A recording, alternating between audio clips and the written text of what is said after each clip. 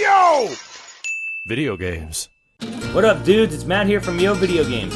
As E3 gets closer and closer, I'm going to look back at the series as a whole, and I want to share with you some of my biggest memories of some of the biggest titles in the franchise. Now, I'm going to start this off, of course, with the classics, going back to the original 1986 release and its sequel, The Adventure of Link. Now, hear me out, there's a reason why they're bundled together in this one, and it's not just because I'm really old and I can't remember things. I was actually not allowed to play The Legend of Zelda when it first came out. In fact, it took many years before I was. Now, might sound a little weird, you guys, but my parents were pretty loving, and they just were really afraid that if I got really far into the fantasy genre, I'd join the occult or something like that. Well, they didn't have anything to worry about, but still, what that means is that I had a very limited access to playing Zelda 1 and Zelda 2 on the NES when they were new or relatively new. Now, Zelda 1 and Zelda 2 are games that I don't actually replay that often. It's not because I dislike them particularly, it's just that I don't have as great of memories of getting lost and being able to actually spend time in these games. One thing that strikes me about Zelda 1, the probably thing I remember most about that game, was its secrets, was the things you could do in the game that you didn't know.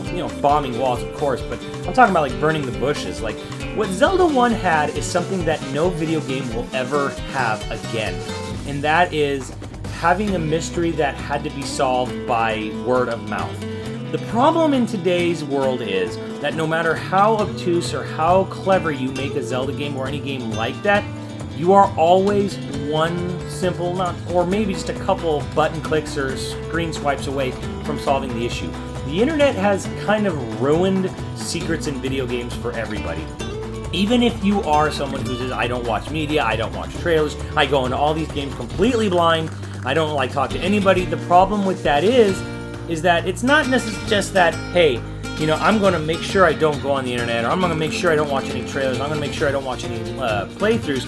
The problem is that you know that it's all there. There's nothing stopping you but you from figuring something out. The answers are always in your pocket on your phone. You're always going to find a way to know it. You can always post to the Miiverse in Zelda's case. There's no real mystery. See, when you solve something in Zelda 1, it was a mystery that you don't know if anyone but you figured out. And when you heard from the schoolyard or from your family friends, hey, did you know you could do this? It was this great revelation. It was like being an Indiana Jones or an archaeologist and discovering some great secret of the game. And those types of experiences are completely gone. Because no matter what you do, you know the answer's there. Thousands of people have posted about it, talked about it online, which is, access to that, at least in America, and especially in major urban areas, that's really easy to come by. So the big thing about Zelda 1 was always the intrigue and the mystery behind it. Now, I liked the games, but I always kind of considered them sort of serious, hardcore games. The box really, brought that forward. It was always one of those games that I was like, man, Mario was fun, and I was kind of my main game back then. But you looked at Zelda, and Zelda always seemed to be this game that if you were really good at video games, you played Zelda and you beat Zelda.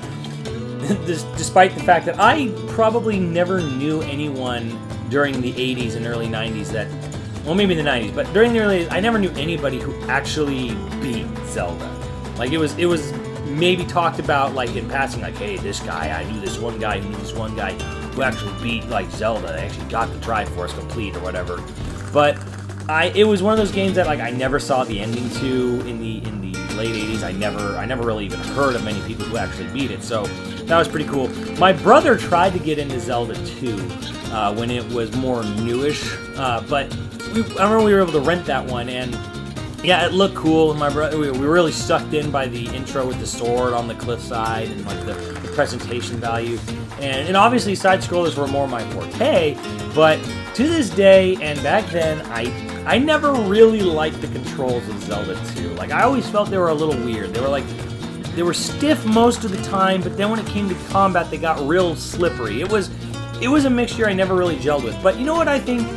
I think Zelda 2 is the Zelda game that deserves a remake the most out of every game in the franchise. Because if you could imagine fully remaking, not just graphically updating, I mean fully remaking Zelda 2, and you take the best of say, the Igavanias, the Castlevania series, and and how wonderful those games control. And you add in that leveling up system, really expand upon it. But if you had a game that controlled like Symphony of the Night or Dawn of Sorrow, and it had like those great graphics, hand-drawn sprites, shit like that. Like if you put that into Zelda 2, remade the game, like did all new kinds of puzzles and stuff, that would be an amazing, amazing experience. And it's kind of sad and maddening that they haven't done it. Now there are little tidbits in history, like they actually were remaking Zelda 2 at various points in the history of the franchise, but they never actually happened, obviously. But still, it's one of those games that like I really wish would get a remake. I mean, I remember getting stuck when we were able to borrow or rent the Zelda games, and I remember even a glitch in Zelda 1 where somehow we didn't get the sword and the guy in the cave was gone, so there actually was no way to get the sword, and so there was a lot of wandering around hopelessly, and eventually we found the lady who gives you a note, and it's like, wow, I really can't do anything.